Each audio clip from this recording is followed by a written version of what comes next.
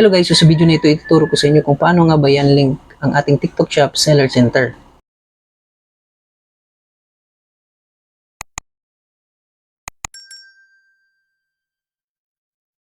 So ang gagawin lang po natin guys, ay punta tayo sa ating TikTok application.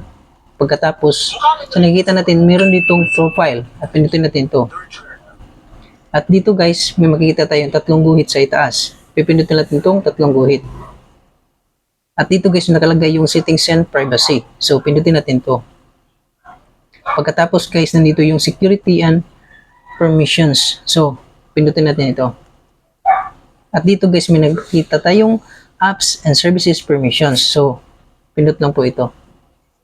So ayan guys, nakikita natin dito yung your TikTok account is connected with these apps and websites. So you can remove access at any time. So pindutin nyo tong Seller Center. Pagkatapos may nakalagay dito guys na remove access. At dito guys, i-remove natin siya.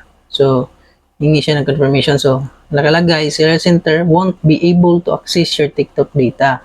Seller Center may still have access to information that was previously shared with them but can't receive additional information. Visit Seller Center to learn more about their privacy and policy. So, ibig sabihin po nito guys, kahit na-remove na po natin siya, ay yung mga na-fill up natin na form sa TikTok, sa ating affiliate before, is nandun pa rin yung information. So, okay lang po yan guys. So, pipindutin natin tong remove. So, ayan.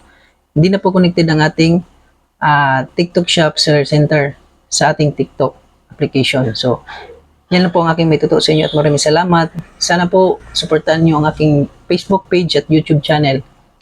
Bye-bye!